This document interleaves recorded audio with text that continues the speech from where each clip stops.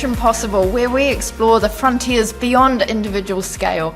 I'm Anne Braithwaite, a systems navigator, and I'm fascinated by the potential hiding within our systems. Unleashing that potential is the secret, I believe, to tackling our biggest challenges that are too vast for any solo hero to take on alone. Each week, I'm speaking with visionaries who've discovered that our greatest resource doesn't lie in individual brilliance, rather, it's the incredible capacity that exists between us all. Join us as we discover how to tap that potential by working beyond boundaries, beyond individual scale. This season, we're focused on the natural hazard sector, and living in New Zealand, it's a sector dear to my heart. After all, this is one of the most hazard-prone countries on the planet. In today's episode, I'm speaking with Eric Bird. Eric has a long and varied history, and I'll look forward to him just introducing himself. But what I really wanted to highlight and really enjoyed from our chat was his systems thinking approaches. Certainly this underpins his Mission Possible, how we connect up across the sector, across the system, and we can make a bigger impact. So without further ado, here's my chat with Eric. Eric Bird, welcome to Mission Possible podcast. It's such a delight to have you here today. Thanks, Anne. Good to be here. Happy to talk. Great. Would you like to give our listeners just a few words about your background? It's very interesting, and I think you're the best one to explain it. Yeah, sure thing. I guess I would describe probably my background as I've spent my career doing complex, multidisciplinary engineering things. I kind of started out in infrastructure, electricity generation, worked at Meridian for a bit, and then after the Canterbury earthquakes, I spent 10 odd years as the technical director on one of the largest residential insurer programs, just looking after all the complex challenges that kind of emerged through the recovery. Then spent a couple of years after that working in a consulting kind of capacity, working for local government, central government around some of the things that we learnt from Christchurch, using some of that data. And most recently, I've taken a little bit of a tangent and headed off to Antarctica to help on the design of the new Scott base. I was the technical director on that project there. So, yeah, quite of an eclectic career, actually. We love eclectic on this podcast, Eric, so you're in the right place. So thank you so much. We'll dive into all of those. I guess this series is about the natural hazard sector, and being New Zealand and a very shaky island or two or three, we know all about that sort of thing. And it sounds with your background, you'll be well versed to talk to us about those related hazards, and with your engineering and geology background, how that all ties together. So I'm really looking forward to our conversation. To kick us off, I'd love to think about, what do you think at the moment in your field as it relates to hazards? What do you think the dominant sort of thinking is that's going on at the moment in the field? Beliefs, practices. You've got a huge amount of experience. So what's your feeling of where we're at the moment? Yeah, it's a really interesting and really big question. Part of my challenge is, if you look at my career, I don't have a field. I trained as an engineering geologist. I've worked in kind of technical roles, kind of management type roles. I've worked in recoveries, Christchurch, and a little bit in the Kaikoura recovery. And then I've kind of worked on the planning side as a consultant, looking at land use planning stuff and doing work with local councils about future hazards. And I think one of the challenges we always have is that people's tolerance for and I guess knowledge of and awareness of a natural hazard is massively heightened once they've seen it. Mm-hmm. But until they've seen it, they're generally quite relaxed about it. And so one of the challenges, I think, in this whole kind of space is that everyone kind of thinks hazards are things that happen to someone else. So, Christchurch had liquefaction. I spent a wee bit of time after the earthquakes talking to various local councils around the country because the government made a bunch of changes to the building code around liquefaction and where we could build houses and what kind of design standards we could use to build houses. And talking to a lot of councils around the country, some of them just kind of go, oh, liquefaction, yeah, that's a Christchurch issue. We don't have that here. And they think they don't have it there because they've never seen it. Yeah. And you kind of go through, okay, well, wait a minute. What are the 3 ingredients you need for liquefaction? You need soft sediments laid down by rivers or estuaries and that kind of thing. You need lots of groundwater. Okay, you have that in your council probably somewhere. In lots of cases, right where your town is, because you build them beside a lake or a river or the sea. And you earthquakes. And, show me somewhere in New Zealand that doesn't have earthquakes. Yep. And so when you kind of put those 3 pieces together, people go, oh, actually, yeah, maybe we do have liquefaction. But up until that point, as far as they were concerned, it was a Christchurch issue and they didn't really need to think about it. And so Yeah. there's this kind of, this real almost disconnect between knowing what a hazard looks like and actually planning for it in the future. We're really good, I think, at kind of being focused on a whole bunch of other issues like the cost of housing or the need to release land for development, and not thinking about hazards. And then when we do have the hazard, suddenly everyone is focused on the hazard. Yeah, so I think, I don't know if that really answers the question, but it's this constant tension between knowing, I guess as a technical professional, knowing what could happen and trying to communicate that to people so that they actually plan for it. Yeah.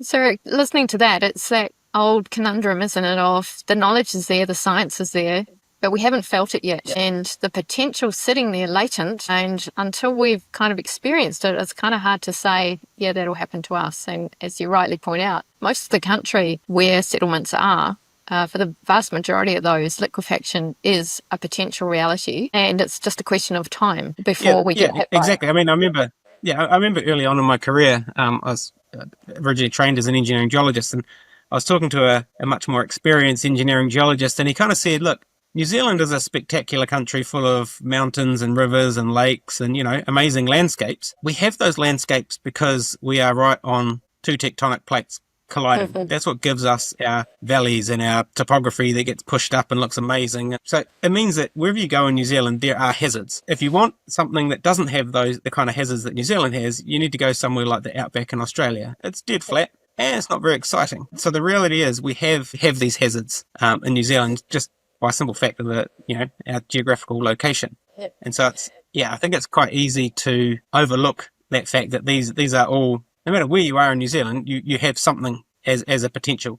Liquefaction is one of them, but there are plenty of others as well. Plenty of others, yeah. The irony, I had friends in Christchurch who went from Christchurch to Hamner Springs to get away from earthquakes, and you will know better than anyone that Hamner actually has a higher rating of risk on it than a Christchurch in that field, right? So higher building code and so forth. I think that that Christchurch versus Hamner illustration is exactly kind of illustrates the point that because you've felt it in Christchurch, in your mind it's a Christchurch thing. But, you haven't felt it in Hamner, so therefore Hamner's safe. So, we know what the National Seismic Hazard Model looks like and how it rates seismic hazard across New Zealand. But until we've actually had that earthquake, we don't really think that something has the potential for an earthquake. So some of the thinking that I think you were alluding to there, Eric, and let me not put words in your mouth, but it sounds like it's a deal with it later rather than a deal with it now, which is a really human thing when we've got an uncertain future outcome. So we go, well, it's uncertain. I've got all these other alligators snapping up my ankles that I need to deal with. That one can wait because we can deal with it later.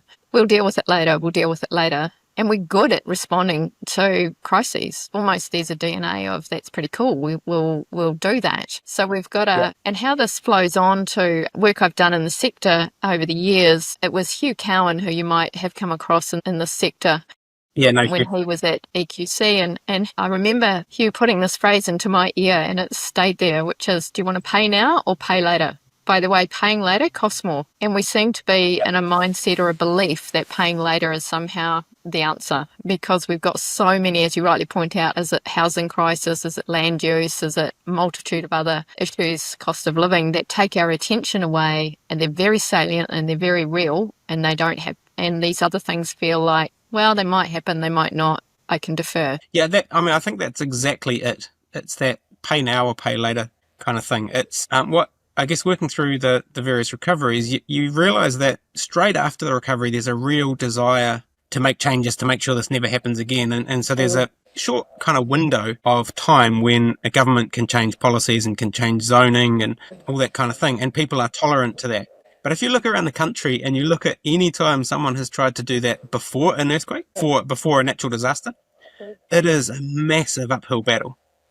What wording do you choose to put on people's limbs? How do you zone things? And how do you deal with that kind of conversation that you're inevitably going to have, which is, you've just devalued my land? And so one of the challenges I think we have as a country is that we save for retirement by buying a residential house and paying off the mortgage. So our retirement savings, all our savings, are in residential housing.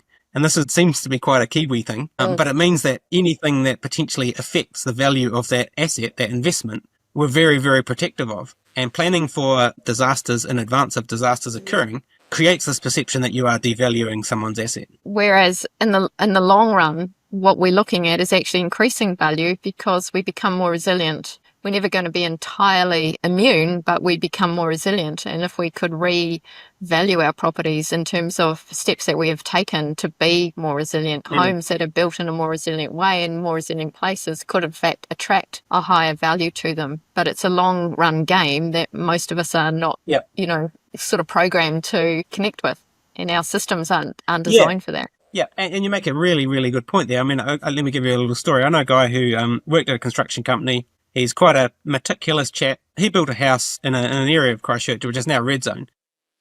But being the kind of guy he is, he did geotech, which was unheard of back in the 90s. And he put a decent foundation on this house, and he engineered the foundation much more than anyone ever said you needed to in those areas. When the earthquakes hit, his house was relatively undamaged. All the neighbouring houses were all tilted and broken.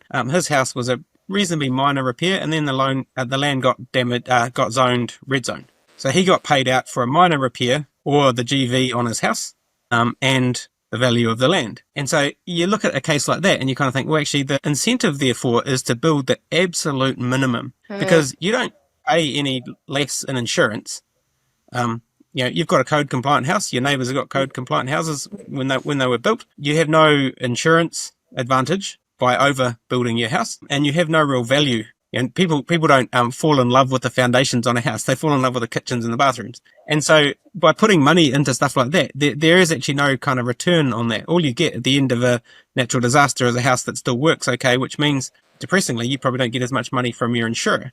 And so there's this kind of almost reverse incentive for people not to engineer things and remove the risk. If we had much more, we built a house here in Christchurch some years ago, and I remember talking to my wife and saying, like, if insurance wasn't cheap and wasn't easy to get in Christchurch, I mean, it's not easy to get, and it's not cheap, but it's cheap by world standard, you would actually design your house differently. You design it to not be damaged in an earthquake, and if it did get damaged, just kind of minor stuff that you could actually deal with. But I think in New Zealand, we're kind of, some of the way that we behave is kind of very much insulated by how accessible insurance is, and how cheap insurance is. I think if insurance sent a little more strong signals about what you've got, where it's located, then you might actually kind of, that might actually flow through into the value of the asset. People would be looking to buy something that's a little more robust, knowing that long term, that's more economic. Does that make sense? It totally makes sense. And we had Sam Ketley from Aon as a podcast guest a couple of sessions back, and we're starting to talk about how the insurance markets are moving. And we might find in this country before too long, insurance is harder to get and it is more expensive. Talking to some people here in Nelson, people buying homes are now ringing up to see if they can get insurance before they actually make the call on it and what kind of coverage they can get, because some of the insurance companies are backing out of some of the areas, particularly at the major infrastructure level. We talked at that level and investment at a country level, but at an individual level, it's there as well. It's really interesting to hear that informed person who's technically expert taking those steps, but as you're saying, not being compensated for it later because we've got such a broad brush approach to how we deal with the issues, and we aren't building in resilience as some measure of value in the economy. It's a similar argument that biodiversity makes, where we've got biodiversity on a farm. How do we value that versus strip farming all of the land and bringing our biodiversity down? So it's a similar kind of conversation around how do we value that stuff and how do we make it flow on to a return for individuals. Have you seen any shifts, Eric, in approaches? You talked about that one individual, but how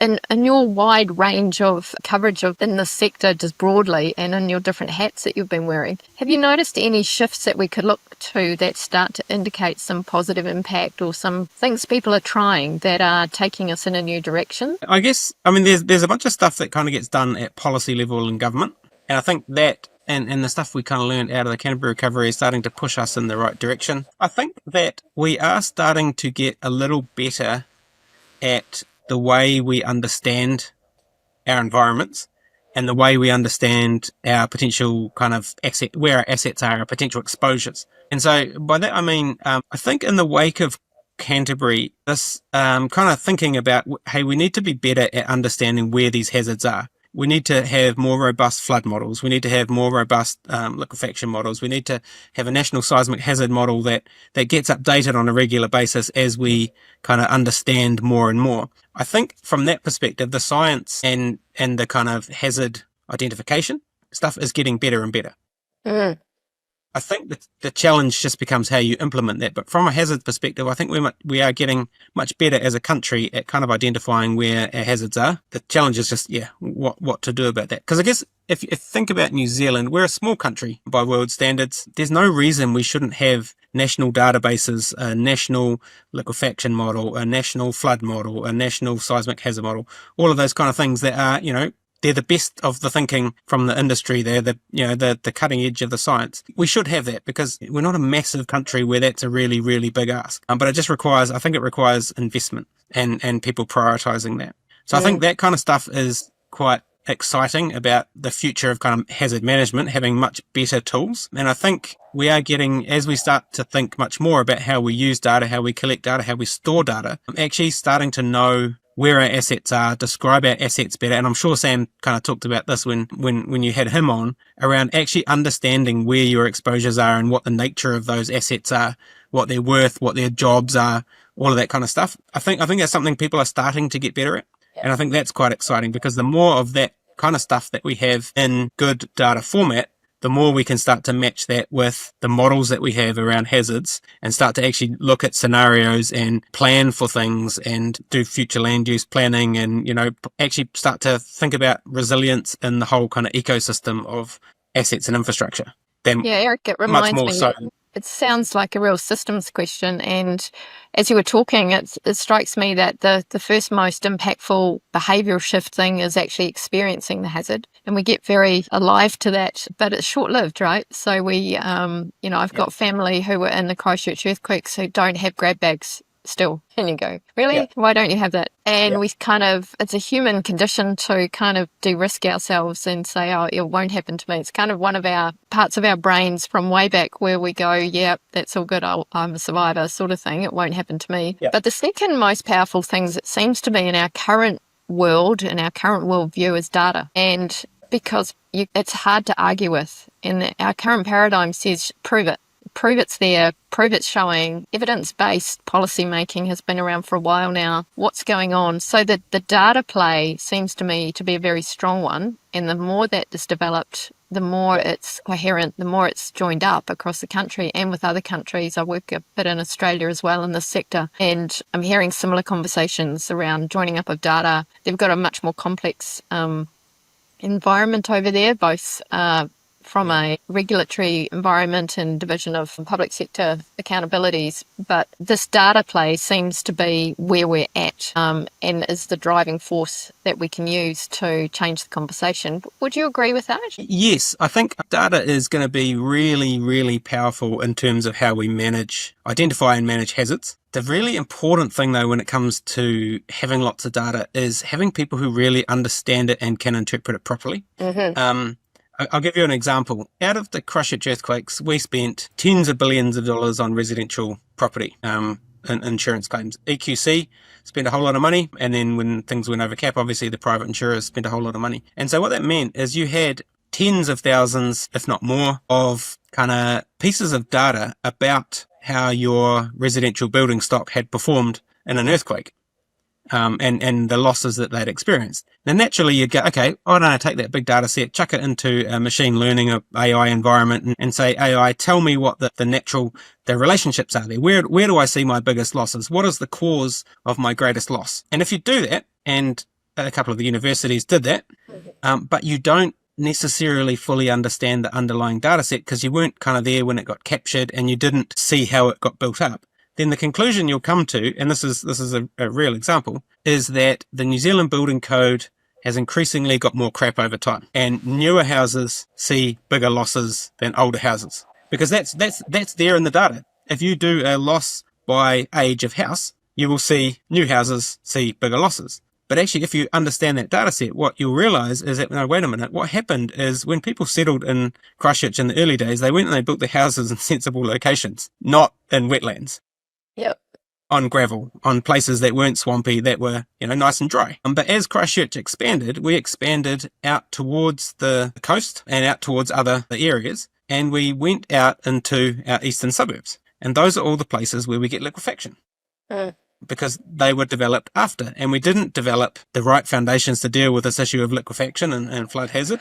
And so when the earthquakes came along, they hammered those areas with liquefaction, and all our newer houses, these type suburbs, just got completely wiped out. Places like Bexley, 1990s houses. And so you could naturally come to the conclusion there that the building code isn't doing what it's supposed to do, but it's actually not the building code at all. If you take out liquefaction out of that data set, and this is getting a little bit nerdy, but if you strip out all the pieces of land that experienced liquefaction, and you just look at loss per age based on earthquake shaking, what you'll see is actually the building code does a really good job.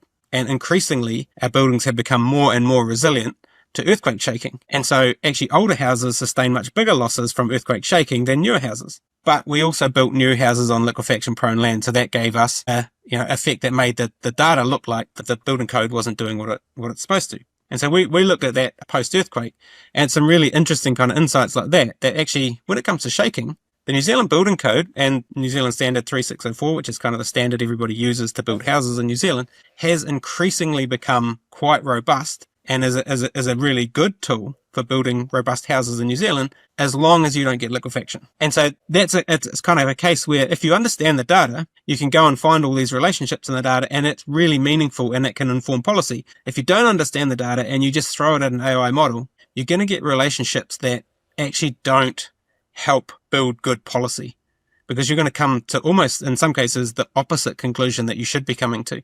And so I think data is really, really grunty if the people who are analyzing it, manipulating it, playing with it, learning from it, know what they're doing and understand where it came from. Eric, such a fascinating point. And it seems to me that it's the combination of understanding context as well, right? So we have an idea that earthquakes equal shaking, which they do. It's not an idea, it's a thing.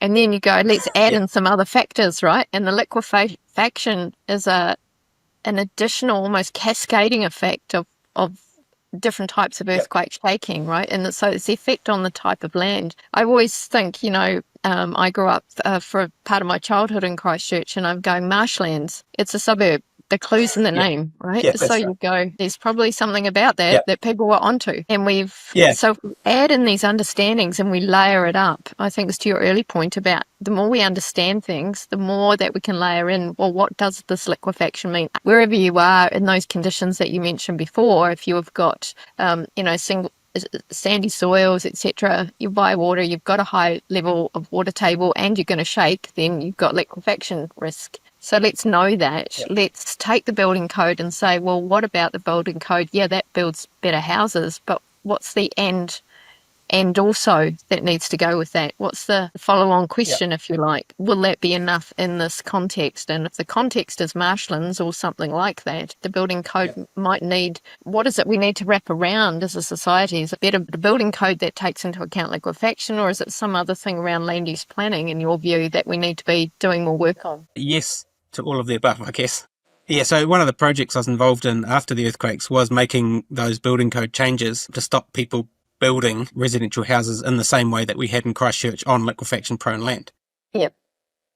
But at building consent stage, it's kind of too late, because you are relying on a builder to engage a geotech who is going to assess liquefaction potential. And so, throughout New Zealand, the standard builder engages just a sort of general technician to just bang a rod into a ground and say, yep, the ground's hard, you can build a house there. They're not looking for liquefaction potential. They're not looking for all that kind of stuff. If you do go down that route and start looking for those things, your investigation is going to cost you 10 times as much, 5 or 10 times as much. And so for your average residential homeowner, that's not acceptable. They don't want to invest $5,000 in geotech before they build a house. And so that kind of means that you need to push that level of effort back into the land development cycle as part of the resource consenting process, where hazards are considered at that point, and the type of land you're working on, and the developer does whatever they need to do to get that land to a reasonable standard, so when the homeowner comes in,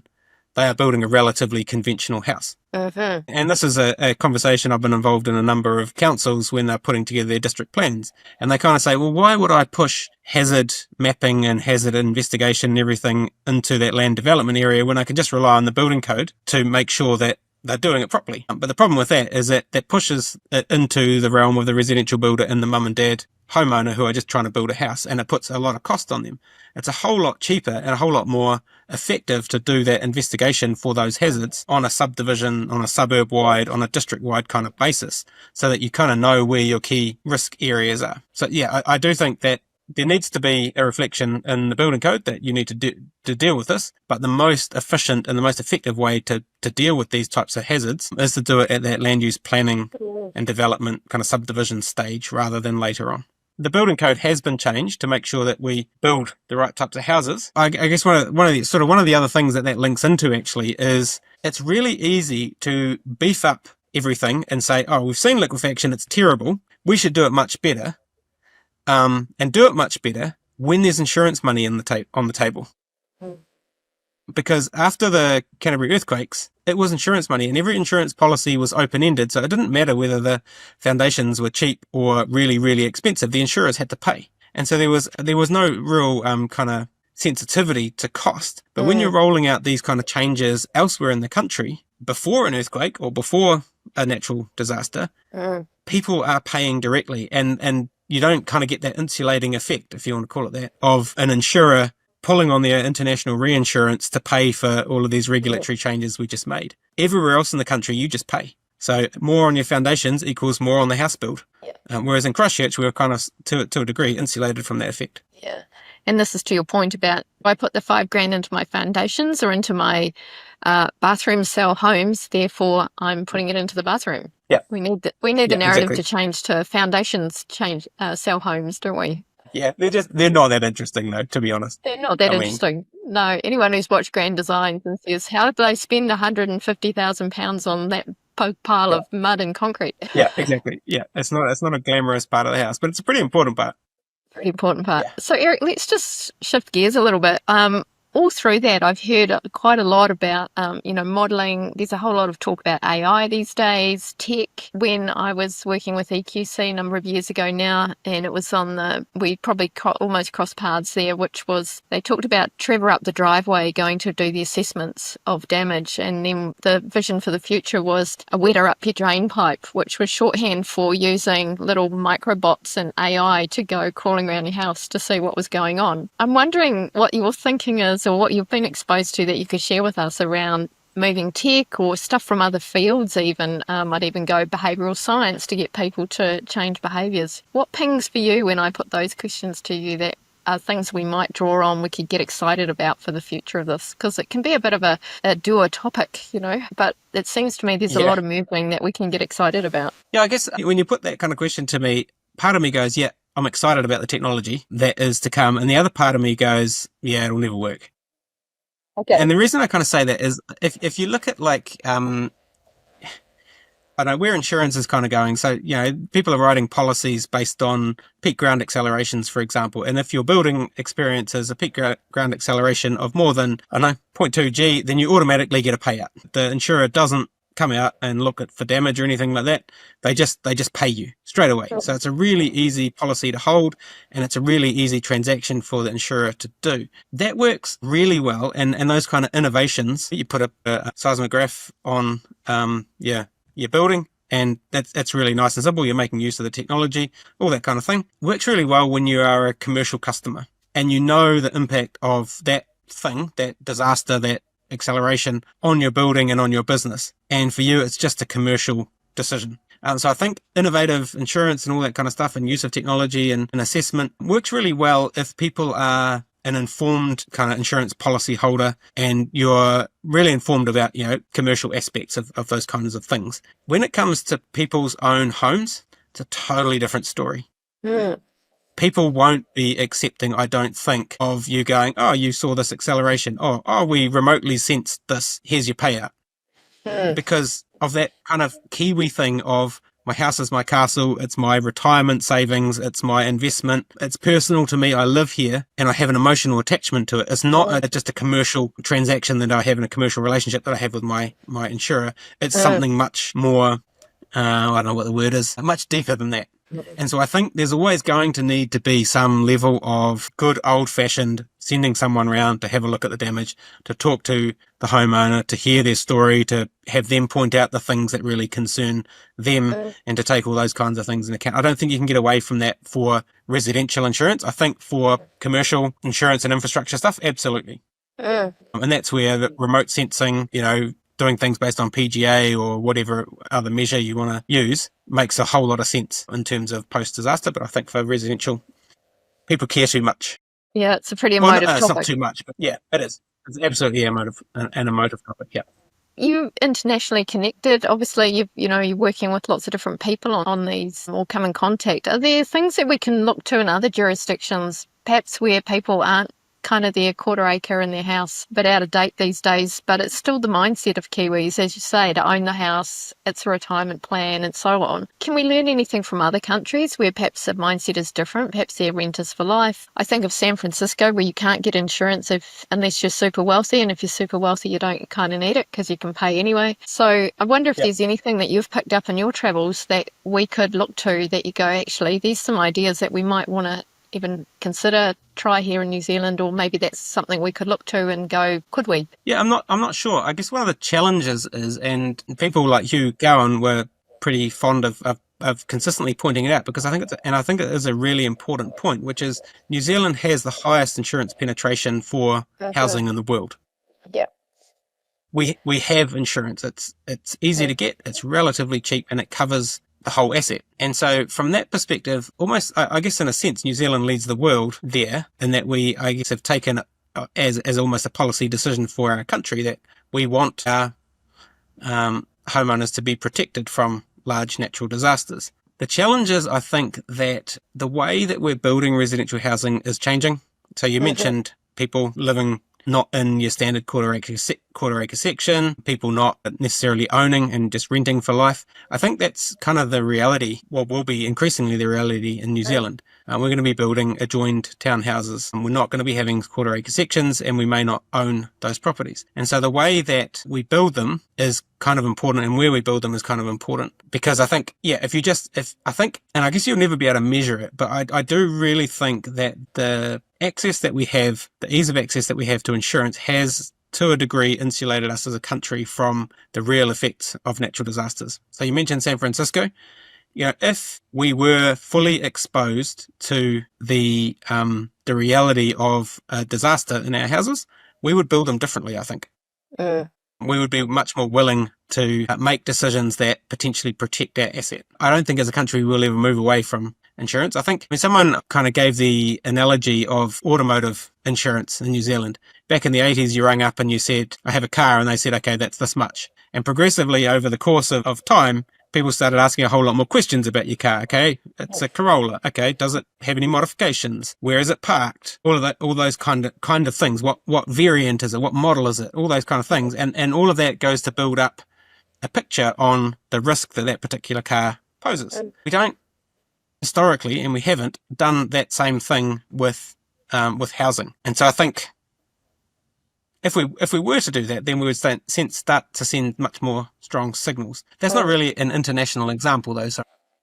That's all right. No, because it's just comparing. What it says to me is we've talked about this protection gap entities, the PGE, the idea that EQC is that they provide a gap protection between what you can get in the insurance market and what the cost of this damage is, and then it still flows on beyond the EQC to the Crown, for example, for further payouts and top-ups. So neither of those on their own, EQC or the private insurers, was sufficient to cover the Christchurch earthquakes. We still had to draw on other reserves from the Crown to get us through that. There's a quite an interesting link, I think, also with the banks in New Zealand.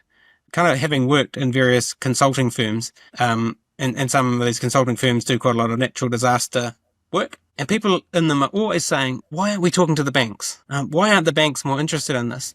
And if you actually go and talk to the banks generally are pretty relaxed about natural hazards and those types of things in New Zealand, because their lending is covered by insurance. Mm-hmm. if the banks didn't have full cover and kind of open-ended, well, it's not open-ended cover, but if they didn't have full cover, then they would be much more worried about their exposure, but they're not, because they don't need to be. Mm.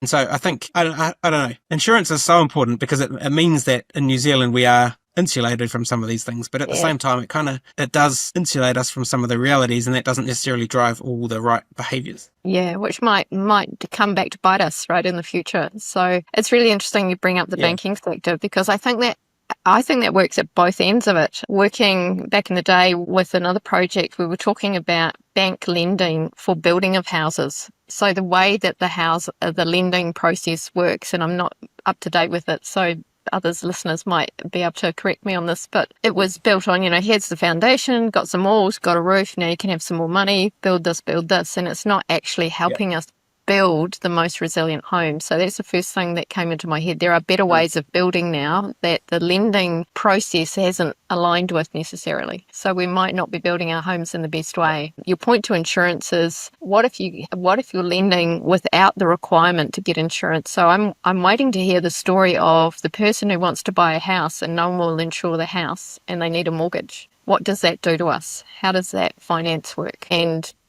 And then to link it back to your earlier point and jump in after this one, which was, let's say the geotech costs $5,000. What's your annual insurance policy costing you? Say over a couple of years, you'll quickly pay for that. If the policy's prices can come down, you'll pay for that geotech pretty quickly, even if it does go all the way back to the individual, right? And I agree with your earlier point that this should be at a much more macro level than the individual homeowner. So just some reflections on what you were saying there, Eric. Yeah, and I think it's quite important to kind of think about the challenges on that large scale and just kind of identify all of those interrelationships. Because I think once you start to do that, you can start to see why some of the outcomes that we've been getting, why we get them. Indeed. And I guess one of the other kind of challenges I've been thinking about is New Zealand has a cost of housing challenge. Our housing is not cheap. And so there's this constant tension between the cost of developing land and building housing and whether we make that resilient. And we saw aspects of that in the building code changes that were made recently around just the energy efficiency of homes. And there was backlash on that. Our houses are getting too warm. I haven't experienced too many New Zealand houses that are too warm. But there's tension between what it costs us to build a house and how resilient and how livable those houses actually are. Yeah. And I think we have a tendency in New Zealand to listen, I would say, probably too much to builders and developers. They have very much a vested interest in some of these discussions, I think. Yeah. Eric, I think that's a perfect segue to our kind of wrap-up question, which is, let's imagine you could pull together any group of people that you wanted to, and you had your moonshot idea for New Zealand that might right now feel really impossible, but could be so transformative if we achieved it. And what might that look like for you? Well, for me, I think it would look like a whole, and you mentioned this being a kind of a systems problem, and so I think it's a systems solution. And I think it would start with, let's kind of paint utopia almost. I would say it's New Zealand that is putting good investments into science. So we are capturing all the information that we need through kind of our science disciplines. We're understanding our hazards well, and then we're transferring that knowledge into good national models, flood models, tsunami models, climate change, coastal erosion, liquefaction, national seismic hazard models, all of that kind of stuff. And so we have good models that are continually being updated the more we find out about things. And those models are directly informing policy at a national level in terms of what is our societal tolerance for natural hazard risk. What are we going to accept as a society, rather than kind of just inherently putting it into our building code and into our RMA and allowing each council to define what their tolerance is. We've got this ongoing conversation about what's our societal risk tolerance, and all of these models are informing that. And so when we buy or we develop or we build in a certain area, we kind of know as a country what level of risk we are taking when we do that. And so we can kind of balance this cost of developing land and cost of building housing versus the level of resilience that we are exposing ourselves to, or the level of risk that we're exposing ourselves to. And then from there, once you know about the hazards, all your policy settings are related to the actual risk that you're prepared to take, and then flowing all the way down through to your New Zealand building code, your New Zealand standards that say this is what you build in these areas and this is how you build it. And you've tested all of those properly against, the cost of doing that, the resilience that you get out of it, and what your kind of total cost to the country is when you do eventually get a disaster. I think if you kind of created a systems approach that looked like that, you'd be actually managing hazards in a way that really takes into account their actual cost to New Zealand versus hoping they don't happen, doing the cheapest thing you can because of the imperatives that are in front of you right now, and then complaining when something goes wrong at the end and saying, I can't believe whoever did it like that. They didn't change the code. They allowed development to happen in that area, whatever. I think if you did that, took that kind of holistic approach, then you'd have a much more kind of sensible outcomes. And then I think that's probably the kind of the management of hazards piece. And then there's another kind of piece that falls out of the back of that is, and then when you do get something that happens, what do you do? And there's another kind of piece there which says, and then when we do get something something happens, because we have good models and they deal properly with the probabilities of things occurring and they look at the statistical distribution of damage that you might get, when something does happen, we have a really good feel for what it's going to look like. And then we have a kind of another framework that looks at what's the nature of the community damaged, what's the complexity of the damage, how intense is it, what's the impacts on infrastructure, and we kind of structure our recovery in a way that looks at all of those variables and structures a recovery in a way that matches that. Because the way that Christchurch played out was quite different from the way that Kaikoura played out. The way that the next one will play out will be different again. And it's almost like Christchurch, we tried, let the insurers do it or make the insurers do it. We weren't that happy with that. Kaikoura, we just threw cash at everything. That's got some issues too. People were more happy because they got cash, but did all the houses get fixed? And so I do think that recovery piece is an important thing to think about, as well as just the front end managing the hazards. Sorry, very long-winded way of answering that question. It's a super description, I think, of the collection of the system that we need to think about, sort of start to top to tail. At the heart of that, for me, the phrase that popped for me was our societal tolerance to natural hazard risk, getting that known as a society, as a collective, knowing what that is and working to that. Of all of the things that you've described, if you could have a group around you that had all the right people in it, from all the right sectors and places and positions of ability to do anything with that, take action, what's your first step that you would love to be part of that you could see? What's your mission possible that would be a step forward in getting to that utopia that you described? That might currently feel a bit of a stretch, but imagine if we did it. It's a really good question, and I don't know. I think there's a bunch of different aspects that. Now, I don't want to be too controversial, but I watched, I guess, the playing out of the National Seismic Hazard Model update, and it got tricky, and it got political. I think as a country we need to figure out how to do stuff like that better, and so I do almost think that maybe the start of this is to have a group of people that are not necessarily politically motivated, that just look objectively at hazards. And that societal risk thing is a key aspect of this. What is our risk tolerance as a society to a tsunami, to an earthquake that damages this? And so I think that's probably, I don't know, that to me feels like one of the key steps, making sure that we can put the science and the engineering out there without, I don't know, I'm kind of oscillating because... Leading with scientific interest rather than the interests of the day? Would that be a way of putting it? I think so, but I guess, you can't put it out there in isolation without anything because that tends to scare people. And so it's this whole aligning science and engineering knowledge with good policy-making procedures so that you are actually enabling people to become familiar with what the science and what the engineering is saying, but you're not automatically just jumping to the conclusion about what it means for me in my house. So you're enabling that to just constantly be being discussed in kind of key settings so that people are aware that, the science changes, the engineering changes, our understanding of hazard changes, and these are going to correspondingly change the way we set policy, the way we allow which areas that get developed. And so I think if you can kind of get that first piece right and then commit to being a country that is evidence and fact-based in the way that we deal with these things, then you're starting to allow it to, occur in a slightly more structured way. slightly more informed way, rather than just each person doing their piece, and some of those being disconnected to the other pieces.